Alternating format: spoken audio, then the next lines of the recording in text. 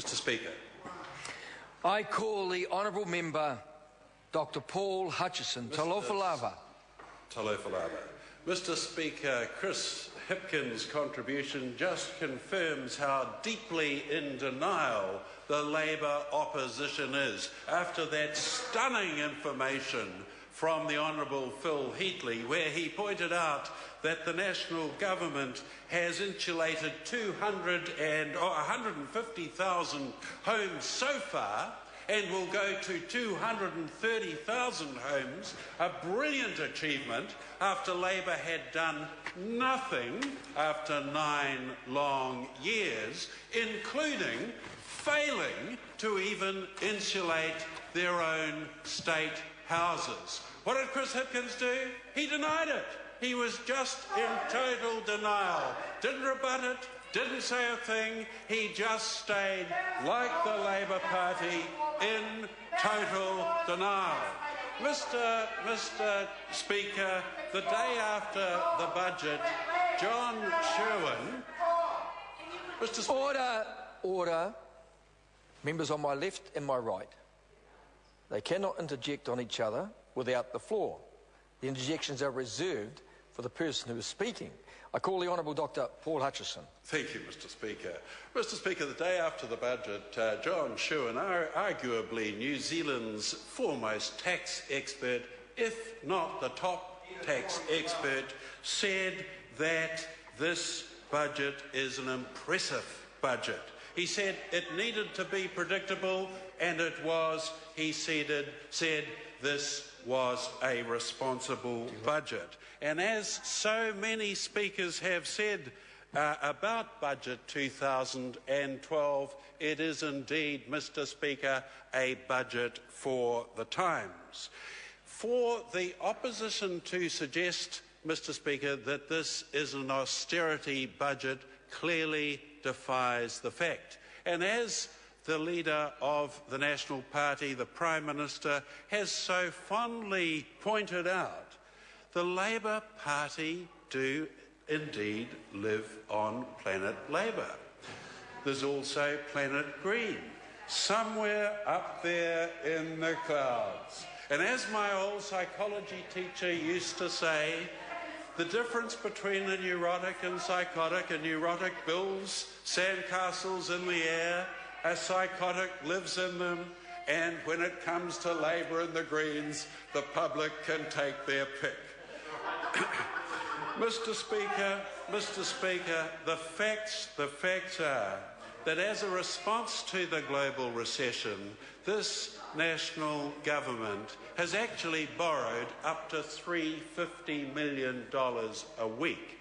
This is in order to ensure that vital services such as health, such as education, such as social welfare continue to be well supported. And this indeed has been hugely helpful to millions of New Zealanders. This is indeed provided a huge stimulation. And if one compares that to what has gone in Europe, where there have been savage cuts to the public service, where there have been savage public service, not only cuts to the number, but to their salaries, in New Zealand, we have really come through extraordinarily unscathed, and that has been because of a highly responsible and prudential national government. Mr Speaker, as the Governor of the Reserve Bank pointed out, unless New Zealand does manage our finances prudentially, then we undoubtedly will have a credit rate downgrade.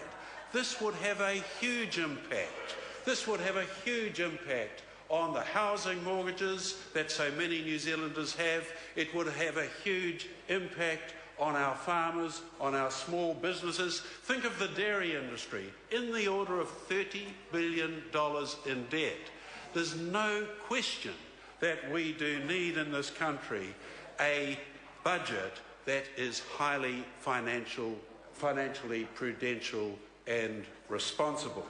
So for David Shearer to go on about a departure-allowed budget is scaremongering of the worst order. And Mr Speaker, I was over in the Middle East with his predecessor, the Honourable Phil Goff, 10 days ago.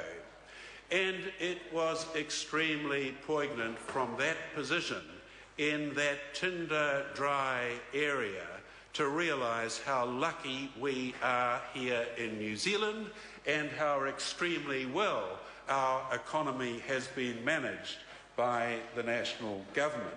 And what's more, Mr. Speaker, despite the international economic uncertainties, New Zealand can be, or New Zealanders can be, optimistic for the future because of the clear economic growth plan that this government has and because of the fact that the national government is committed to ensuring that we have a surplus by 2014-15.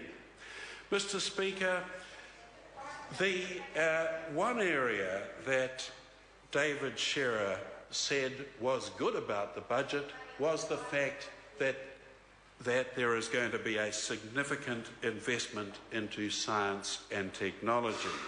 In all, a boost of $326 million for science, innovation and research over 4 years, and there's no doubt, Mr. Speaker, this will be money well spent.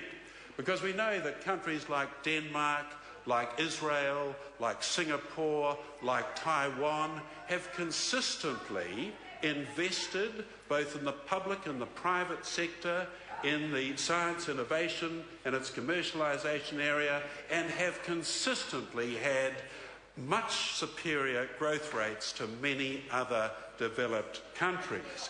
And here in New Zealand, the national government is doing exactly the same thing.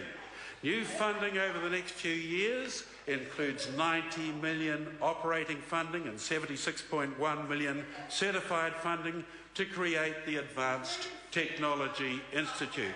This will be business-facing and work with the high-tech manufacturing and service sector. This is $326 million of new funding in the science, innovation and research area. And in difficult times, this is very significant and appropriate. $60 million operating funding for the National Science Challenges to find innovative solutions to some of the most fundamental issues New Zealand faces. For example, we have the world's largest economic zone. How best can we use this, taking into account the balance between our economic and environmental interests? And $100 million additional research funding from for vote tertiary education by increasing the size of the performance-based research fund to $300 million by 2016. And Mr. Speaker, this is particularly important to ensure that we do achieve a world-leading research university in this country.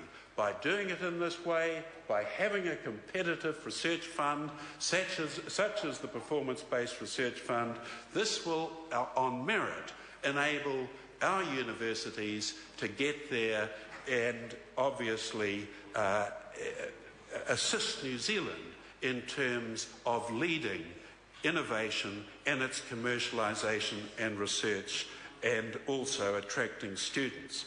Mr. Speaker, the government's total cross-portfolio funding for science, innovation and research stands at $1.24 billion, up $0.24 billion from 2008.